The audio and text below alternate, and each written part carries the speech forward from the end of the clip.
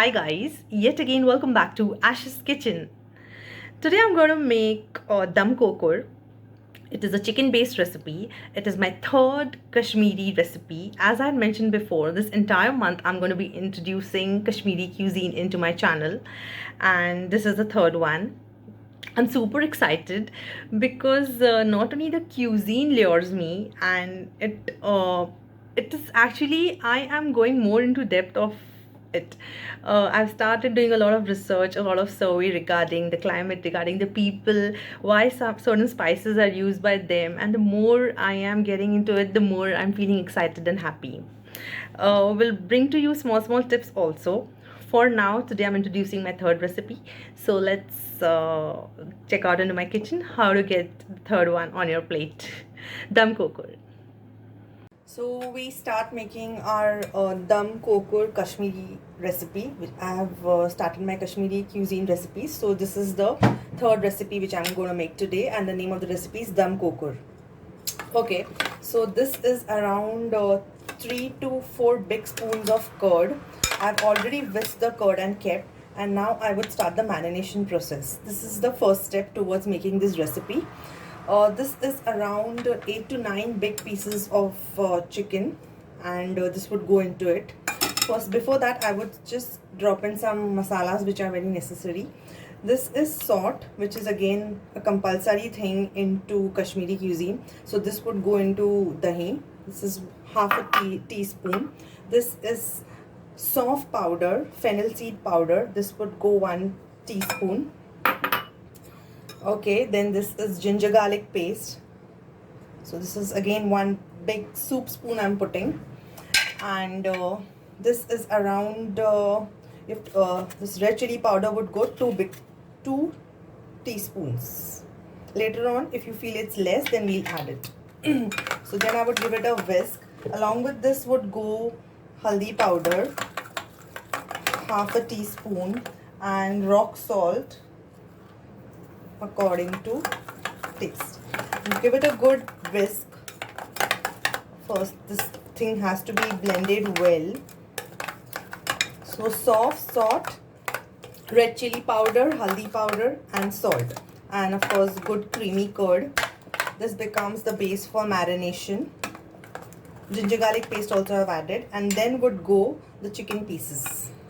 So this would go for marination for around if you put it for 3 hours, then all the more good, but going by the fast paced life, 1 hour is enough. So just give it a good mix and keep it in the fridge for marinate. It would go around for 1 hour. So nicely the curd base would get coated into the chicken, and then the flavors would ooze out when you will cook it. So I am done with the marination. Now we'll go to the next process. Before I start and go into the pan and start cooking, I have finished with the marination. That was the first step. This is the second step. I'll explain you what is this. This is zeera, okay, and this is moti elaichi, and this is green cardamom. Green cardamom, moti elaichi, and zeera. I have made a powder out of this. Nice powder, and this is the masala which will go into the gravy.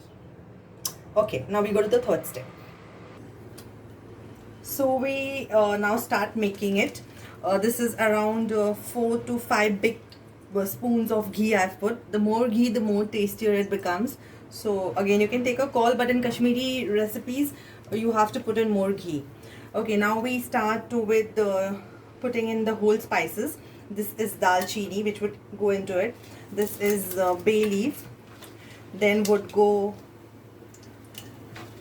long.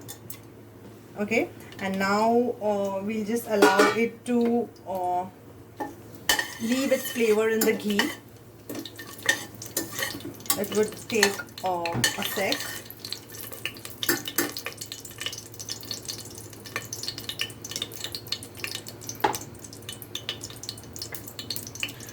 Okay, so this is done. It has left its flavors. Now would go 1 onion,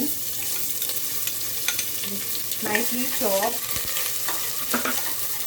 Give it a good stir till it becomes very translucent.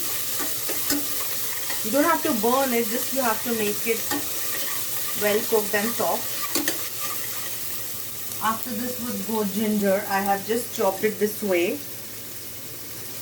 Little bit of it because already we have put in ginger powder. This is just for aroma we are putting so that it leaves into the ghee. Ginger julienne I've put. Give it a good stir and we just wait for 2 to 3 minutes so that it becomes soft. So now the onions have been fried well. It has become golden brown. The whole spices have left their flavors into the ghee as well. Now it's the time to, we have marinated the chicken. I have marinated it for 1 hour. You could leave it overnight as I said, or for max 2 to 3 hours. So now I would be putting the entire marination into the onion base which we have fried just now.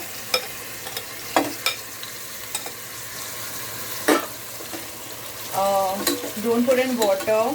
Let it stir fry with the base, with the ghee, with the garam masalas. Let it leave its flavor. This process is again very important. Kashmiri people don't actually put in water first. They stir fry the mutton, either the mutton or the chicken, whatever dish they are cooking, well into the ghee first. This is, they don't rush into cooking. They cook it with their heart and then the outcome is actually amazing. So patience is the key when you're cooking this cuisine. So let it just fry for some time with the base this way.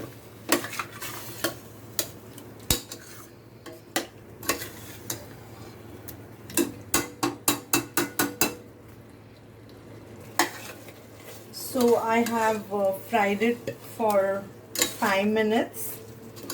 I have not put in water. The curd itself is leaving its water. The chicken is leaving its moisture. So this is the water which is already there, sufficient to cook the chicken.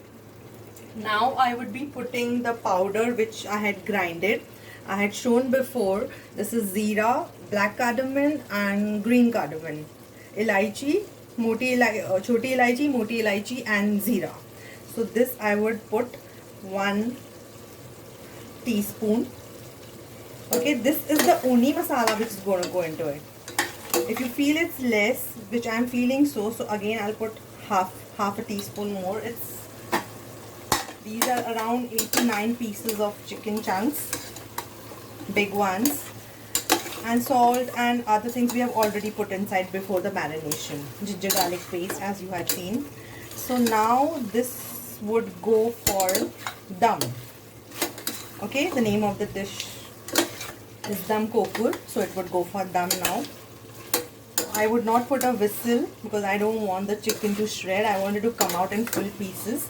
So when you put it on dum, it would go for around 25 minutes and then you will get an amazing Dum Kokur. So now 25 to 30 minutes are over and I would be opening the lid.